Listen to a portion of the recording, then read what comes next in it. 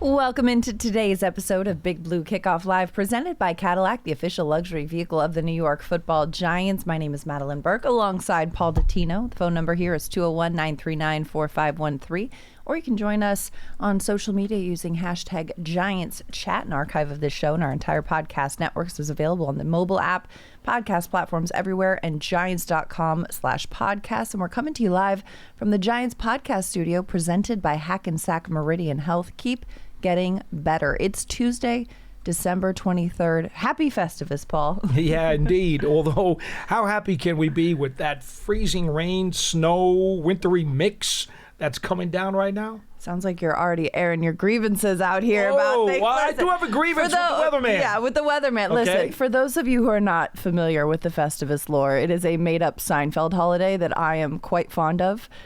Frank Costanza, George's father, invented it. Essentially, you got to hang an aluminum pole instead of a Christmas tree. It starts with the airing of grievances and then the feats of strength.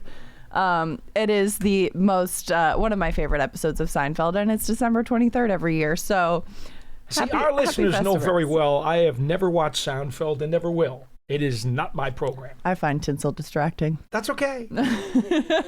This is why we're educating, right? I'm not assuming everyone catches all the pop culture references, and so I'm like, you know what? Listen, Dots is watching Giants documentaries. That's it. I'm gonna tune into a Seinfeld episode every once in a while, and we're gonna celebrate the holiday that is or isn't. Yeah.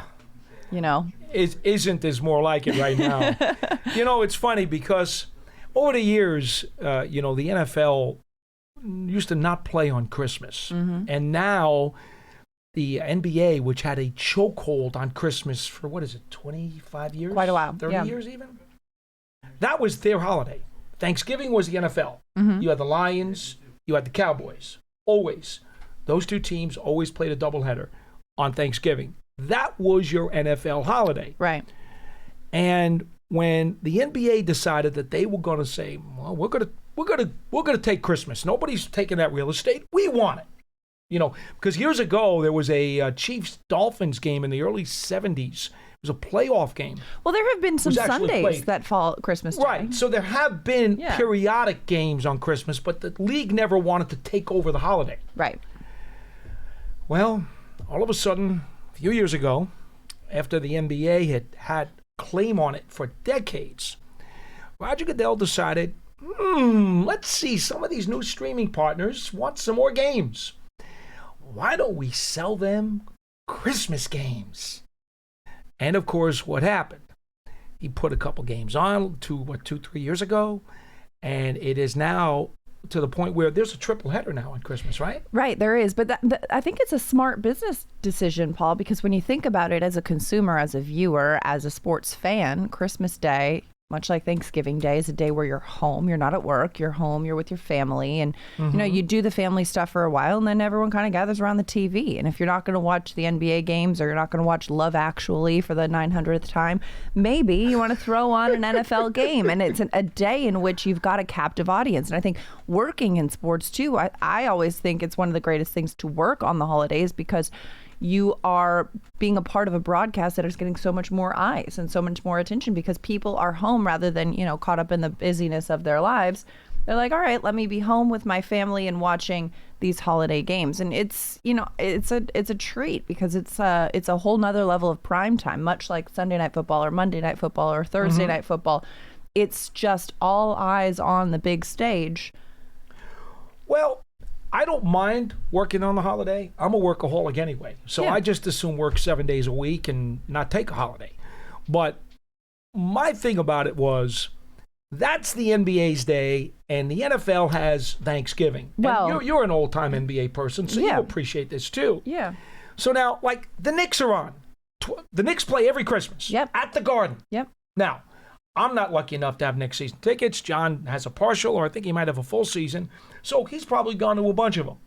Call up Don Sperling, get the +1. Yeah, exactly. Well, I know Don goes. Don goes every Christmas. Okay. Mm-hmm. So now, that's a big deal. Mm-hmm. Christmas Day at the Garden is a big deal. Yep. Now, as a Knicks fan, even though I've never gone, I will never miss watching the Knicks on Christmas Day at the Garden. Fair. Everybody in my family knows. Knicks are on at 12:30, I think it is. Yep. That's it. Yeah. Leave him alone. He's watching the Knicks for the next 2.5 hours. Okay. But now, because I am an NFL guy first, okay, even though I don't care necessarily about the teams that are playing, I'm still an NFL guy first.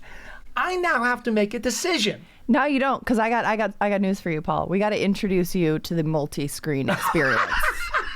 Okay. Paul Dottino, I think, ladies and gentlemen, is ready for the multi-screen experience. I get it. You can still, and pick your 1A and 1B. You can have on the TV, you can have the NFL game. Say you want to, your heart belongs to football. You can have the NFL on football. But then you can prop up a tablet or a laptop and stream the Knicks. When the Giants are off on the weekend, I sit in my living room or my den, depends on which room the wife wants. I get the other room.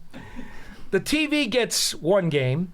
Laptop gets another game. Second laptop gets another game. See? And I have 3 NFL Work games smarter, going not on harder. Sundays when the Giants are not playing. There you go. So And I'm familiar with the concept. Yeah. See, so you're familiar. You could do it, and instead of just 3 football, you go, football, basketball. I know, but see, I'm as passionate about the Knicks, almost. No, nothing beats the Giants for me, but I'm a pretty emotional Knicks fan.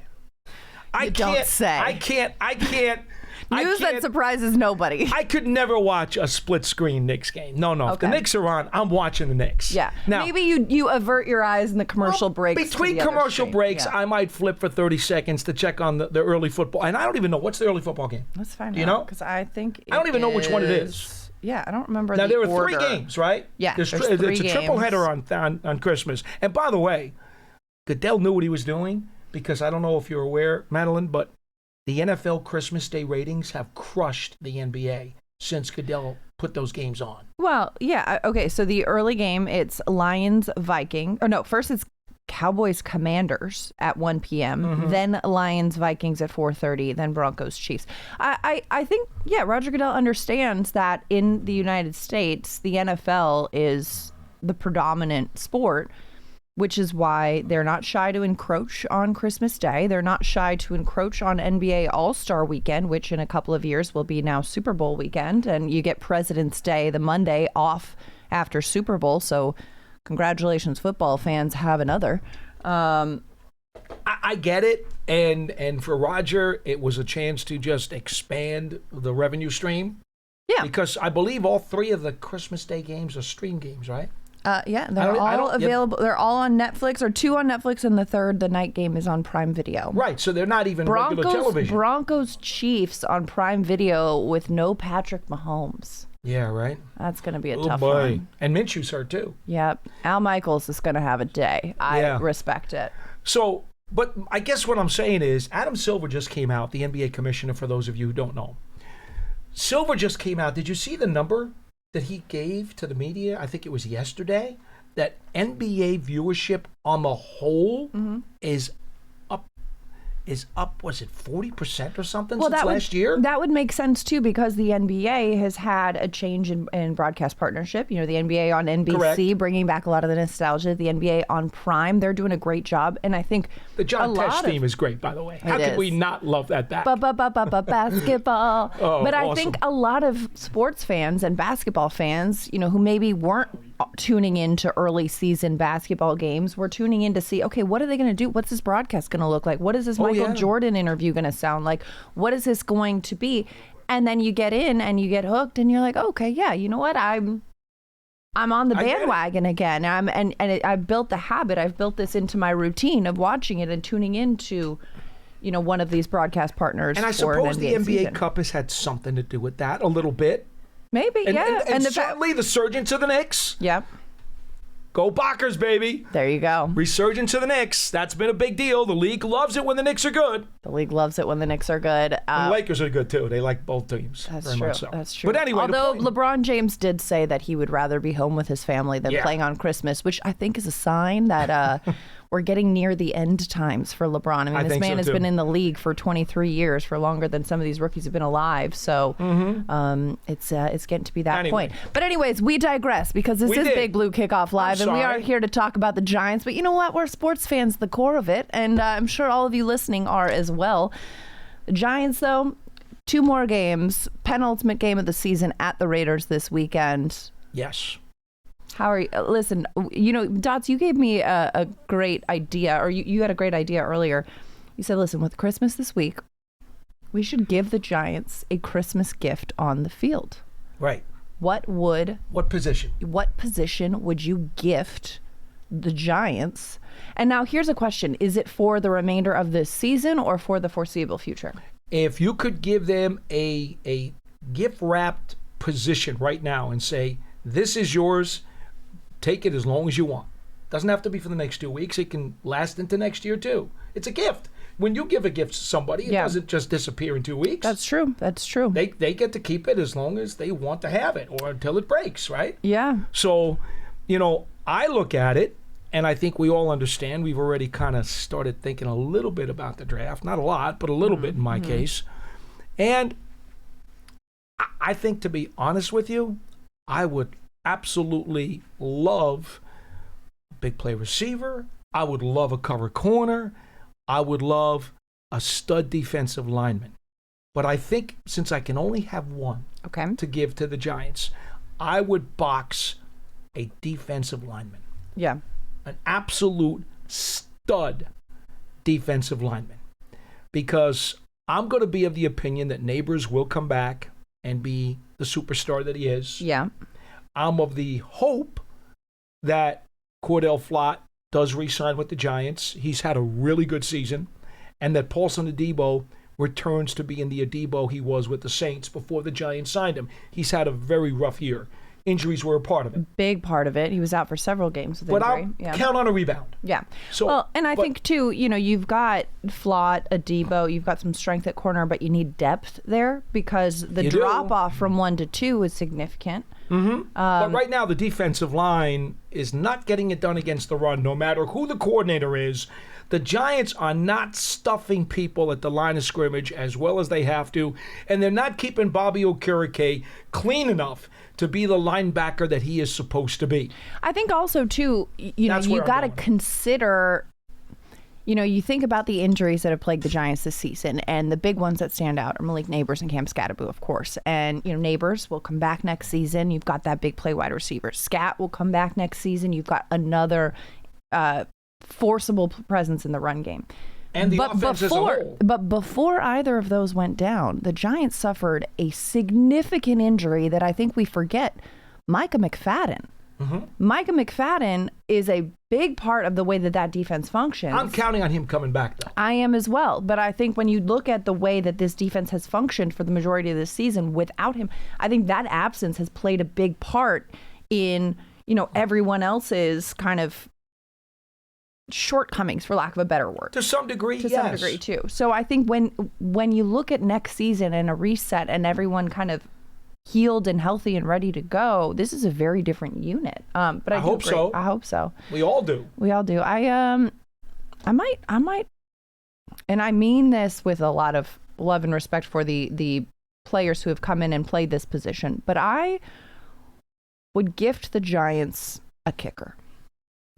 Okay. That they can count on. And a lot of respect for Ben Sauls. Not a bad idea, by the way. The rookie left-footed kicker who came in and made his debut last week. They got hyped up. They had the special teams getting the intros before the game against the Vikings. Sauls made his kicks. Yeah, the opening kickoff didn't land in bounds, but after that he found his rhythm and he found his sea legs. But the kicking game in the NFL is one of those positions that if you're doing your job well, nobody cares. If you're not doing your job well, suddenly it's a big deal. And that's a hard cross to bear, right? If you're perfect at everything you do, then nobody's even thinking about you. And that's the goal for a kicker. And I think the Giants over the last couple of years have had so many issues, whether it be injuries or inconsistencies at that position. I would love to give the Giants a kicker that they don't have to think about, that they know, all right, we're in this range, we're going to put him in, and we're going to trust that it's going to go through the uprights. Gano was that guy until he started to get hurt. But you know what? That happens when you're on the back nine, and I think Gano had an incredible long career. Terrific career. And is an incredible player at his best. But once he gets to a certain point you get a lot of wear and tear on the leg, and then the injuries start adding up. then it's time to say, okay, maybe we turn the page. And so I think there are a lot of guys who have had success and talent at that position. And who knows? Ben Sauls could grow into that. I mean, I would love to see a Better Call Saul's back page on the New York Post. I mean, let's go.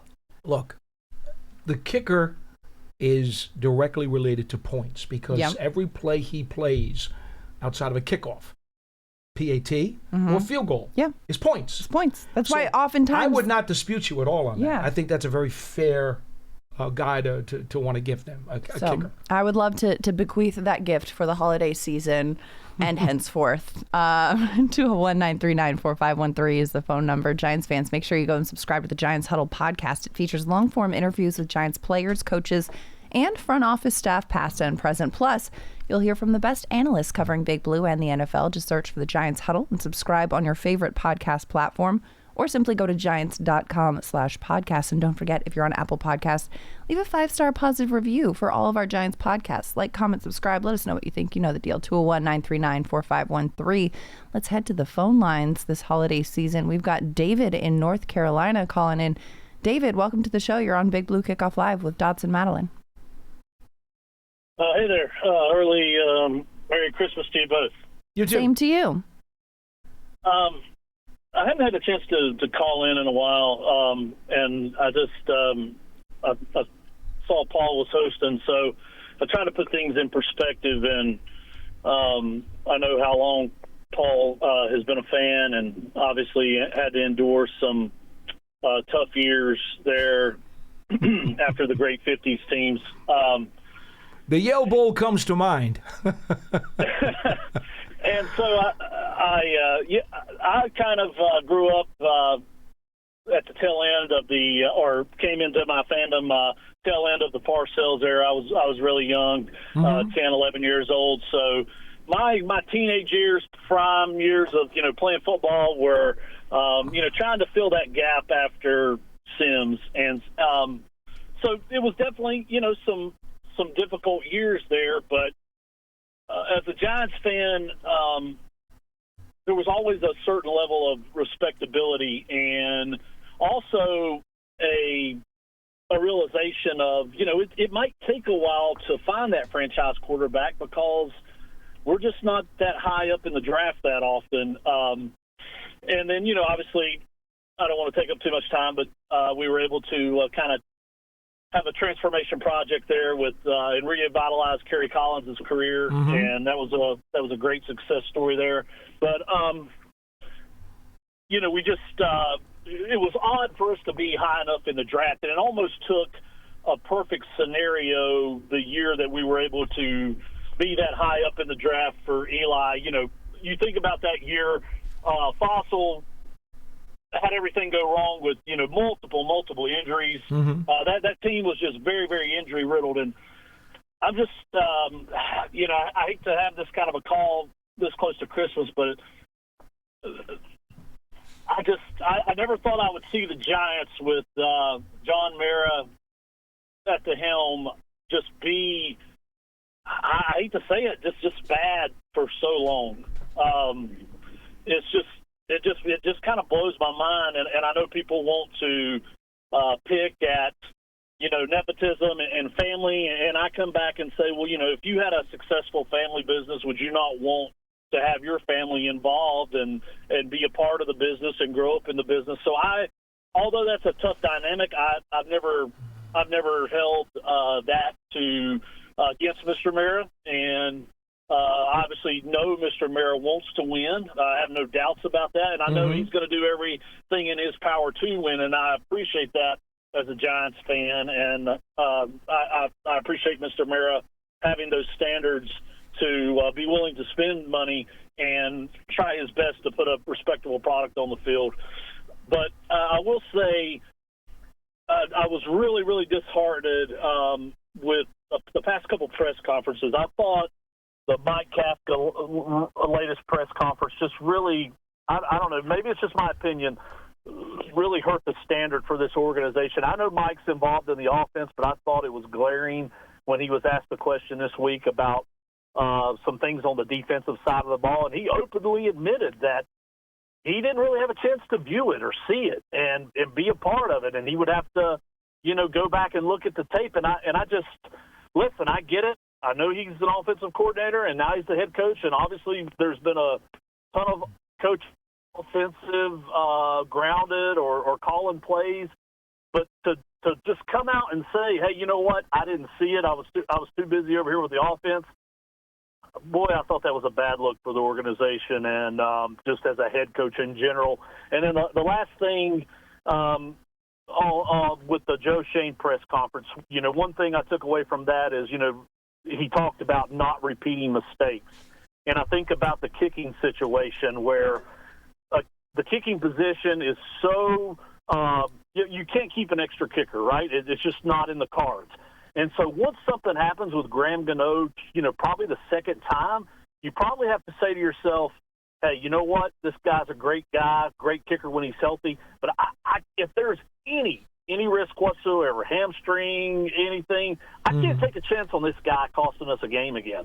And it continued to happen. And then the other thing I'll point out that this front office continued to not learn from their mistakes was the Josh Azudu experiment. I mean, I don't think you could find anybody around the league that thought Josh Azudu could play left tackle. And this organization continued to try to press that forward and not really have a viable backup. And I know backup left tackles are hard to find, but to let someone like Andrew Thomas just wreck the team when he goes down, it's almost inexcusable that you let one player just totally destroy the offense and destroy that side of the ball if he gets hurt.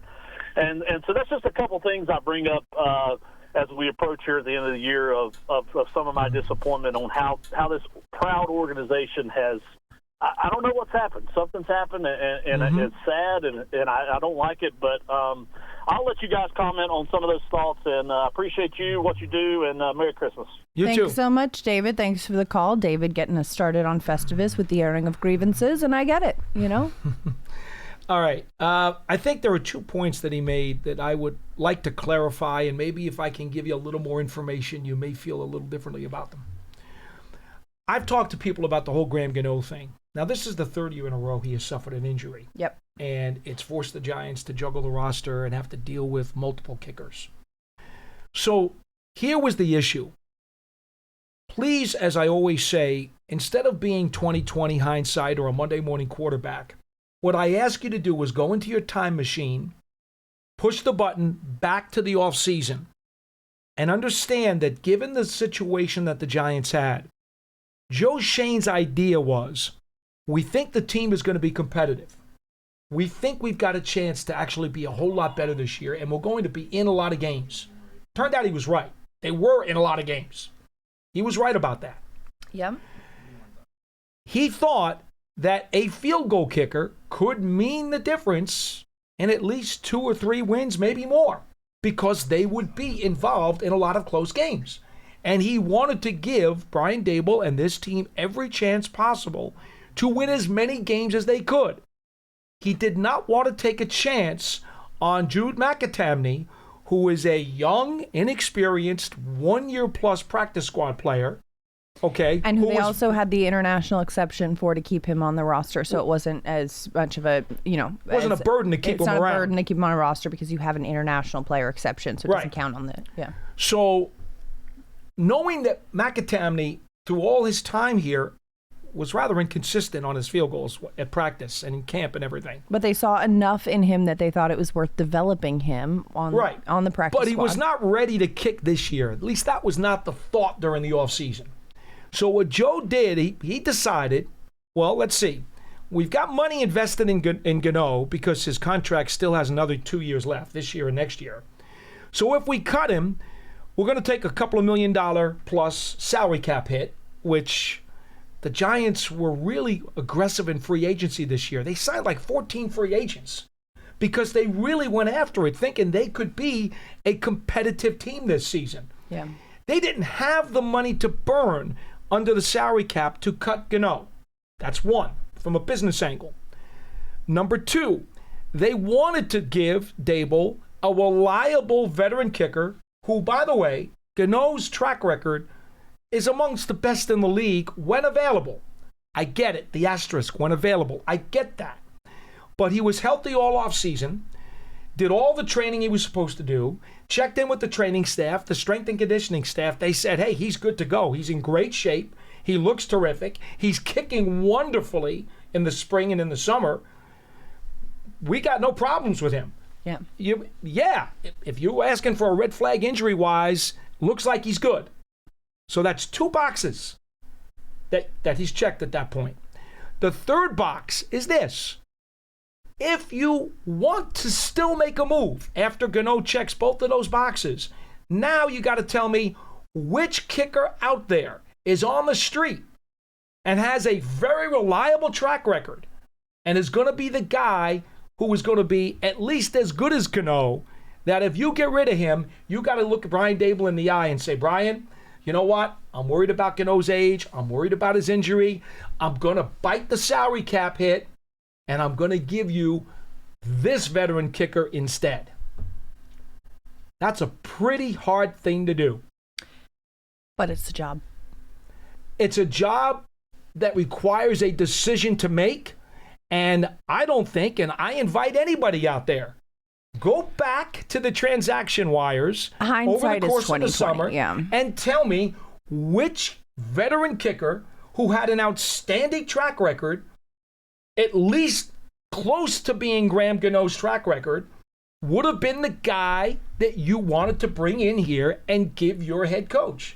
I defy anybody to give me that player. Yeah. Because there's not. Hindsight is 20/20, and it's always one of those things that when you look back, you think, okay, could have done it this way, should have done it that way, wish we did it this way. But you do the best you can with the information you know in the moment, and that's all that we can ask of these people. That's right. And that's, And the risk of the injury, based on the information they had, the risk of any kind of injury was lower than the risk of taking a substandard healthy kicker and throwing him onto the head coach and saying, you know what, you got to try to win games this year with this guy. That's not a smart option.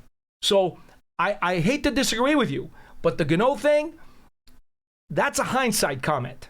As far as I'm concerned, Joe did what he had to do. He weighed the scale and he made the right decision.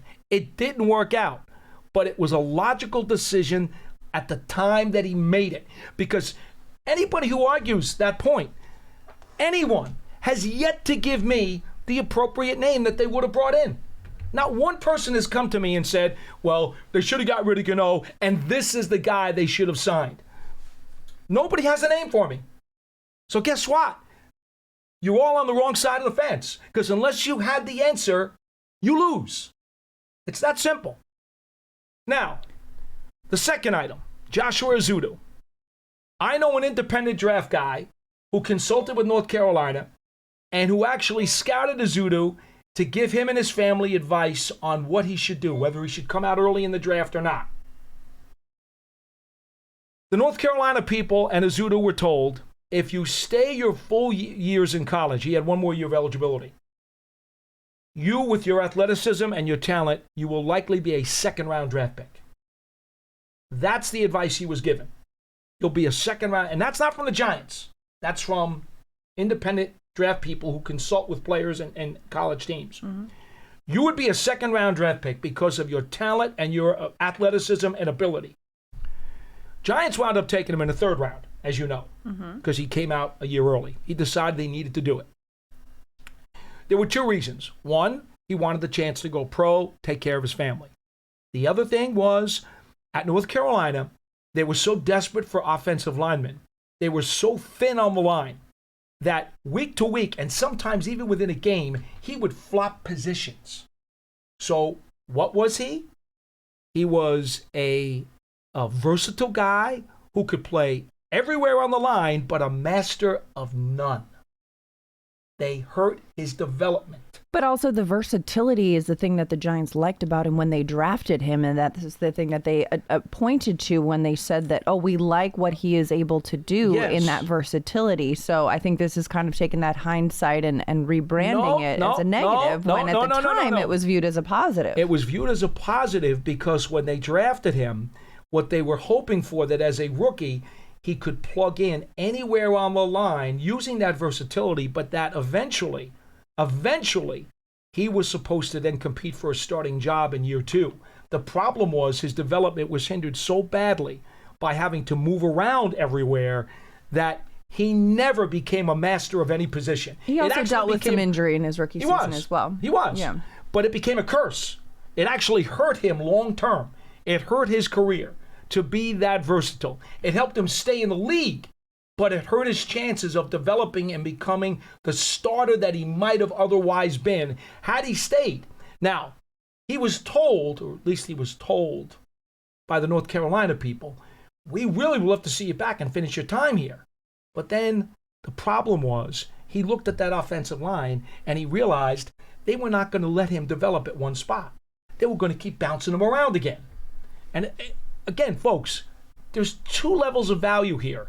Versatility may value you enough to stay in the league, but it does not allow you to master any one position where you can be a rock-solid starter for somebody.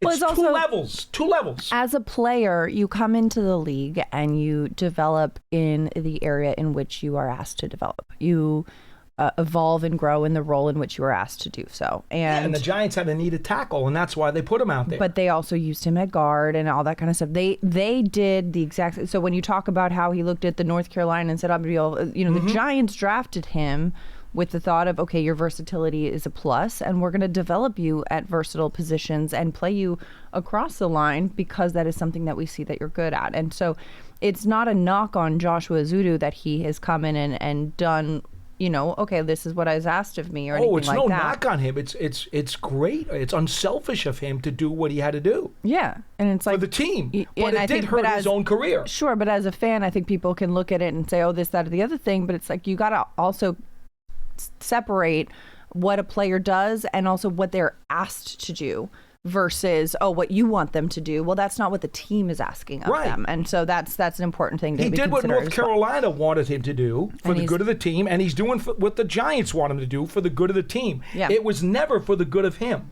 He was never selfish about it. But what has happened? He's now in a position where he's kind of positionless. He is still nothing but a versatile backup. And that's a shame, because if he had at some point been allowed to develop at the position that he would have been best at, well, then maybe, just maybe, we'd be looking at him as a potential answer in 26 if they lose a Van Roten or if they lose an Illuminor. Now, thank goodness they got Marcus Bowe. Yeah. Because Bowe can be the Illuminor successor if Illuminor leaves via free agency. But if Van Roten retires, does anybody out there feel that Ezeudu has done enough at guard that he can be that guy? Probably not. And I wouldn't blame you one bit. But I hope the full information on both of those points makes you a little bit more willing to understand the different perspectives rather than where exactly the angle you were coming from. Absolutely. Special Olympics New Jersey's annual Snow Bowl is heading to Rutgers Football Stadium in 2026. This annual flag football tournament will be on the field from March 6th through 8th, 2026. The 6-on-6 tournament will feature competitive recreational and co-ed divisions, and all proceeds benefit thousands of Special Olympics New Jersey athletes across the Garden State. Register your team today at njsnowbowl.org. That's njsnowbowl.org. 201-939-4513. Let's go back to the phone lines. Coach Marvin in Delaware, welcome to the show. You're on with Dottino and Madelyn. Merry Christmas, Madelyn and Paul. Merry Christmas. Yeah. Well, I was calling. I was just watching the game this morning from this past Sunday. And the real question I'd like you guys to probably answer is, what type of team do you think we are right now? Because I can't have a specific player. You can't say we throw the ball, run the ball, play great defense. Is there any part of the team you can identify with this team? Coach, the team is as unclutch as they come. That's about the only thing I'm identifying with them right now. This is the season of unclutch. Whenever they need to make a play, they really need it. It's a gotta have it. They don't have it. That's what I identify 2025 with. Yeah.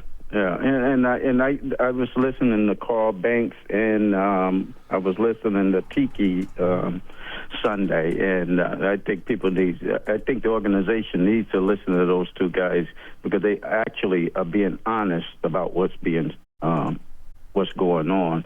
I watched it this morning. Capta, to me, I looked at it. I thought it was a pretty good game plan.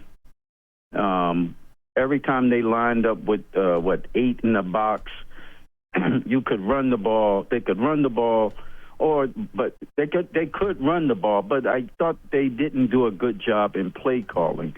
I thought that they should have did a little more play action when under the center rather than in the shotgun. So it wouldn't matter what they were going to do when they had 8 in the box. Because if you're going to run the ball, you can see they was gashing them. And then once you start gashing them, what they're going to do, they're going to bring that extra guy again, trying to stop the run. And that's when you can hit them with a little more play action. And they didn't do that. I thought they should have done that. So I didn't have a problem with the game plan, but I had a problem with the play calling of that game plan. Mm-hmm. The other thing I was thinking, Banks. Coming out of college, Banks was a lot of people wanted Banks, and I was probably one cheering that on. And Banks didn't have a bad rookie year, but something has happened, and I don't know what it is. But sometimes your body language can tell a lot to me. Speaking for me, body language tells me a lot because the team itself. They have problems setting the edge defensively. They have problems with angles because that's very important in football. Angles, which leads to leverage, and right. They're lost in that also. There were some plays, guys, they had 3rd and 13, 3rd and 16, mm-hmm. And guys, just their angles was just bad, mm-hmm. and I don't know if the coaches, and I would assume these guys are some of the smartest people in the world that's teaching football, and can the guys comprehend what's teaching, or the people that's teaching them can't make it simple enough for them to understand. Either one of those is bad, and so I think that's what we're going to have to fix. There is some things there that I see. Abdul Carter, the interim defensive coordinator, moving them around is somehow has energized them a little more, and I like that. Brian Burns is Brian Burns, and sometimes they have their moments that the defense plays well. I'm not going to crush them totally because I feel you said it earlier, Paul, they have been competing. If you look at those games, they had chances to win those games, and that's competing.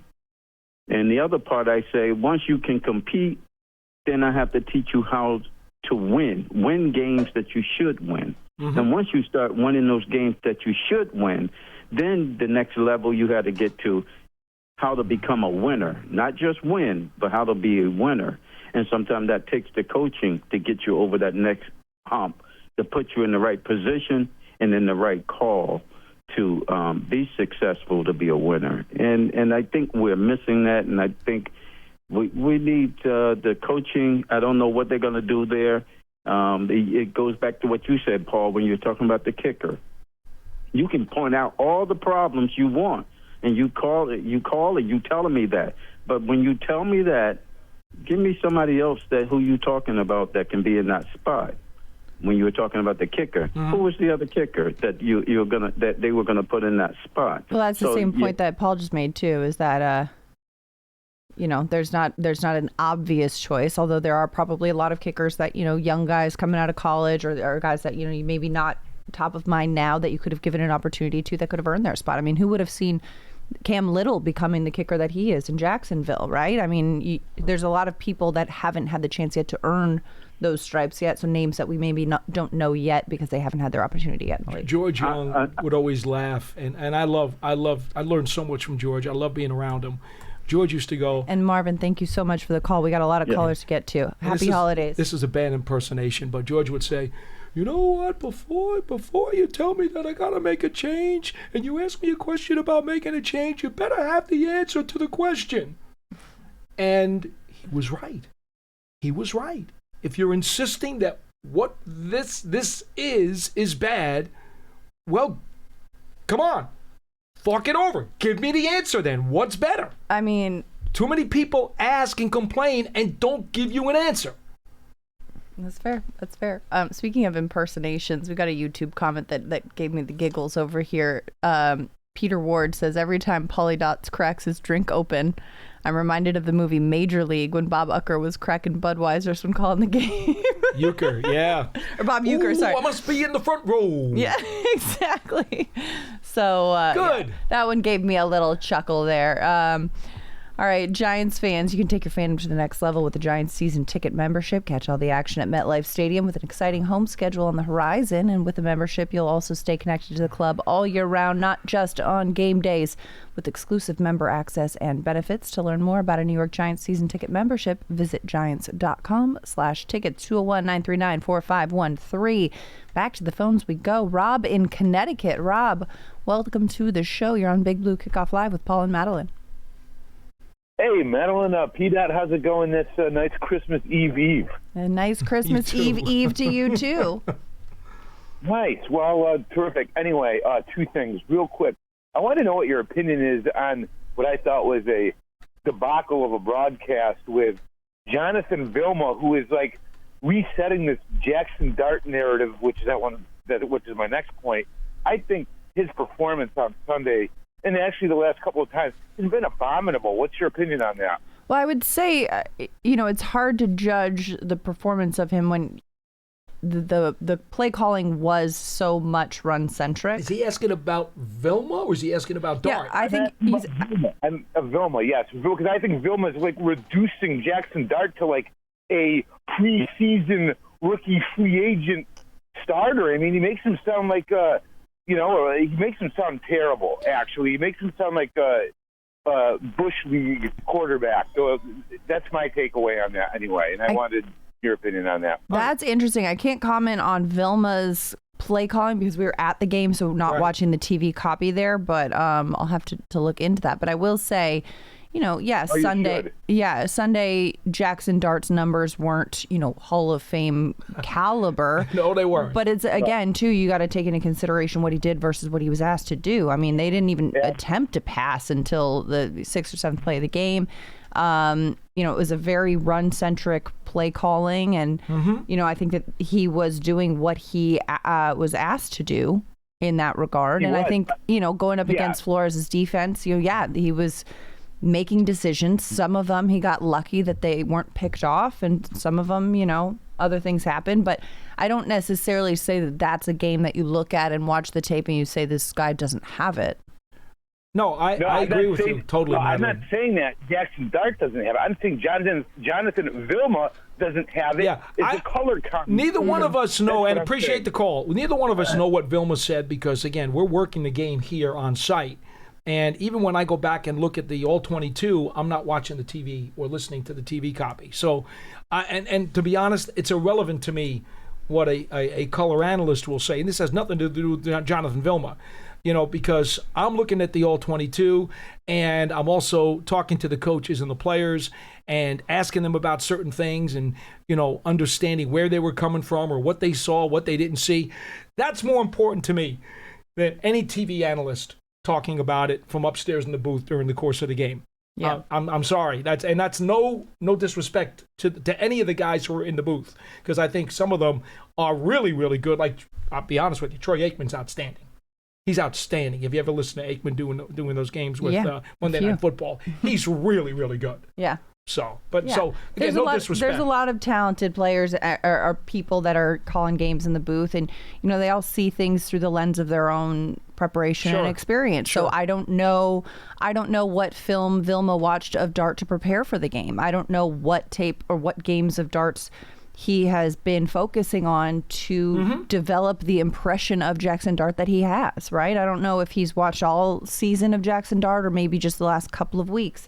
So all of that plays into a factor of what Vilma's perception of Jackson Dart is. But again, I would say to Giants fans out there, trust your own eyes. I mean, you guys have been watching these games and this team for several years, if not more. And so I think you take it all with a grain of salt, whether what it's Jonathan Vilma says or Paul Dottino says or I say or, anybody else says. I think, Giants fans are smart football fans, and they've got a lot of, There's a lot of ways to look at things. I will only say this. From what I know of Jonathan Vilma, he's a good guy. Yeah. And Jonathan Casillas, who was a teammate of his in New Orleans, tells me he was a good guy and he knows his ball. Well, you can be a good guy and know your ball and just have a slighted opinion on somebody. Exactly. And that's fine. That's fine. So this is not an indictment on him. So I tell the caller, hesitate before you take significant issue with Jonathan Vilma as an analyst. You may disagree with his opinion, and that's perfectly fine. Everybody can have a different opinion, but you don't have to necessarily slam the guy if you just saw it a different way. Apparently, Richard Armstrong on YouTube is chiming in saying that Vilma was bored by the game, so he kept talking about the Bears game. I don't know. We didn't see the copy, but the Bears are who we thought they were. You want to crown them? Crown them. They're coming for the NFC right now. Yeah, I will. Well, no, I didn't see the TV tape. I don't know how true that comment is. Yeah. But I will say this: it is important to me as a viewer that the guy sticks to the game that he's doing. Again, not knowing exactly what that situation was. That's fair. The Giants' official connected TV streaming app, Giants TV, brings original video content and game highlights on demand and direct to Big Blue fans. Giants TV is free on Apple TV, Roku, and Amazon Fire TV, and on the Giants mobile app. 201-939-4513. Let's go back to the phone lines. A perfect caller for Festivus here. We've got Wilson in Roxbury. Wilson, you're on Big Blue Kickoff Live with Paul and Madelyn. I'm sure you've got some grievances Wilson, to air. What do you got? I will start by wishing you a Merry Christmas, Wilson, Madelyn, before you go into your diatribe, okay? Look, Paulie is cringing. It's cringing. Look at him. Paulie, don't take it so personal. We're just having fun. Go ahead. Paulie, listen. Okay. Hopefully, Paulie, after 2 weeks, you won't have to make any more excuses for this horrendous general manager and Brian Daboll that he's gone already. Because what these two guys did to this franchise, Paulie, this past 2 seasons is almost criminal. It was a franchise malpractice. I'm just going to leave it at that. Okay, that's it. We'll start fresh next year, building our foundation. That's on that. And my main point is this: if some delusional Giant fans out there, and media and whatever, they want to tell us that this kid is a franchise quarterback, they have to have their head examined. This kid is not it. I've seen him basically live in the blue tent, and when he's out of the blue tent, I've seen him for basically a whole season, and he's not it. Okay? I don't know if you have the number 1 pick and you don't pick this Fernando Mendoza, which is a bigger kid with stronger arm and probably a lot smarter, just to give Giants fans some hope, then we have no hope. Wait, Wilson, you want the Giants to take a quarterback number 1 overall when they just invested a first-round pick and traded up for a quarterback last season who is not only on the field but also has been selling jerseys and creating a culture around this team? Madelyn, listen, they only gave up like a third-round pick, and this kid is making a little bit more money than backed-up quarterback money. But what does that do to a locker room if you immediately jump off, you immediately quit on a guy? Madelyn, listen. Madelyn, listen. You know, when you see somebody, you know, and I've been watching football a long time. This kid is not it. Do you take another chance? We can't go. Madelyn, listen. Boy, I really want to let you just handle this call, but now you Linda. Now, see, Wilson, I respect your take as a football fan who's been watching football a long time. I also respect the idea that, the Giants have made an investment in a player and they made a decision to take this player, and I think that they are going to invest in allowing him to have some leeway to develop and perhaps trade back instead of taking another quarterback who you might look at and say a number 1 overall pick. Some of them have been great. Some of them have been flops, more often That's flops. what I'm saying. Madelyn, listen, Paulie, listen. Madelyn, it doesn't make a difference. If you don't think you have the guy, you pick the next guy. Eventually, you're gonna get it right. This kid is not it, Madelyn. We cannot go. We deserve something. No. We deserve... You need to answer a question, Wilson, before we let you breathe another breath. I'm going to try to help her out here because I really wanted to let you handle this guy. But now I got to get involved. We're just letting him get it off his chest. Now I got to get involved. You're so smart, Wilson. You've been watching football such a long time, and you got this whole thing down. So in 2004, when Eli Manning in his rookie season was dreadful. 3-13? Was dreadful in his rookie season until he beat the Cowboys in the last game of the year. Until that point, when they were as bad and as deep into the quicksand under Eli Manning, what did you say then? Did you think Eli Manning was any good, or did you think he was no good? Answer the question. If you can't answer the question, you can kindly hang up because you're not going to be part of this program. Answer the question. What did you think of Eli Manning? What did you think? Pearson, he's done. He's done. He's done. What? He's done. All right. Well, we got a, short leash today on Festivus here. Well, here's the problem, the feats of strength. Here's the problem. The problem is very simple.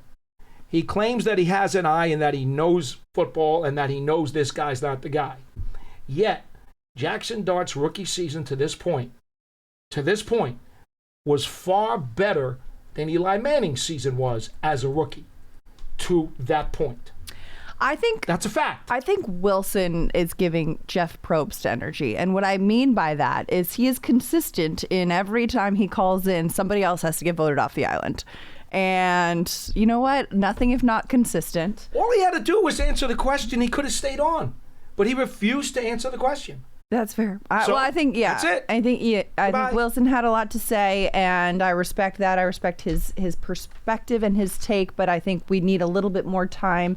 And I think it would absolutely be a terrible idea to, one season after trading back into the first round, getting a first-round quarterback that gives you a fifth-year option on his contract, and a player that has not only come in and has been, at times, a talented player on the football field, a game-changing player, a decisive player, also in the locker room, a leader, also culturally around this team, building a culture. Giants fans are buying number 6 Jackson Dart jerseys. You don't just hop off that bandwagon because you have the number 1 pick. And there's no say, listen, I have a lot of respect for Mendoza. I think he's a talented college quarterback.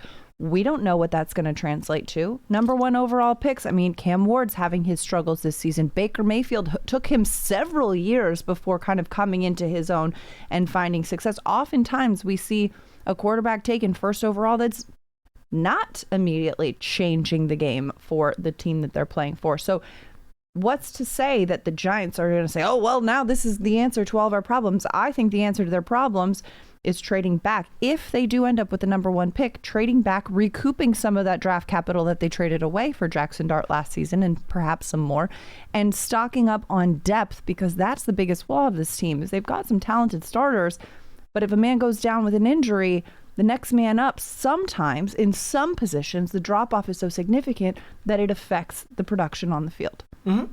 And you're 100% right. If they get the number 1 pick, they should trade it. There's no doubt in my mind. That's what they should do. Simply put, Jackson Dart has shown more positives this year than any Giants rookie quarterback since Phil Simms in 1979. Mm-hmm. That's the bottom line. That's not in dispute. And you know what?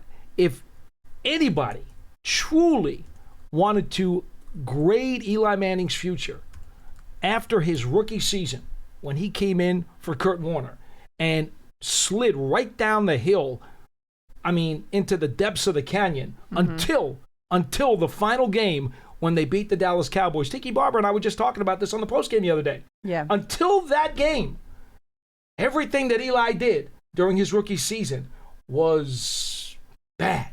But then his sophomore season, they turn around, they go to the playoffs. Same with his brother, Peyton Manning. Peyton's rookie season, he's 3-13, is just giving the league in interceptions. He was awful. And then now Troy Aikman. And then awful. now sophomore season turns it around, goes to the playoffs, and is now a future Hall of Famer. So I think you can't judge a player by the record in their rookie season, but you judge them by the intangibles and the moments and the growth that you've seen. And I think Jackson Dart has that in spades. And the certainty of what you have with Jackson Dart to build off of is much more than the question mark about a potential drafted player at quarterback.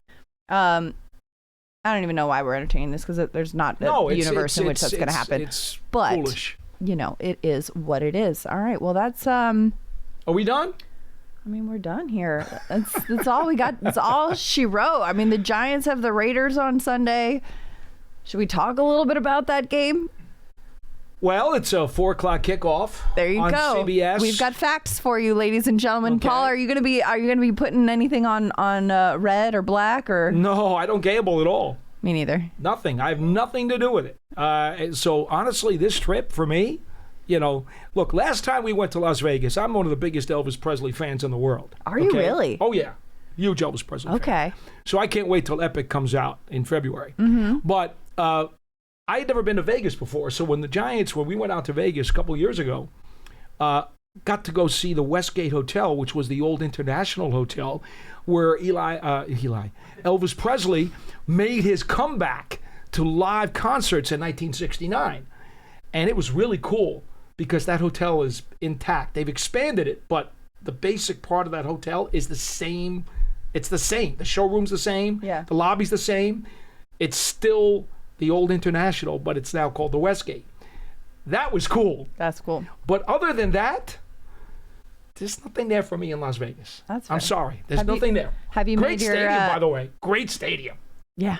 Allegiant Stadium. It's wild, too, when you drive by it on the freeway, there's like a big screen on the outside that you can see. And I would absolutely, I mean, first of all, is my high school graduating class superlative was worst driver. So I'm going to caveat that with this. But I would absolutely get in a car accident because I'd be like, oh, look what's going on in the game. My. Boom. Yeah. Okay. Anyway, so great stadium. But great stadium, very high tech. And then you got the Sphere over there, too, which is pretty cool. And, it was not opened at the time I was there. Mm-hmm. And I walked past it, and I'm like, it's a giant glowing marble. Yeah, it absolutely is. It absolutely is.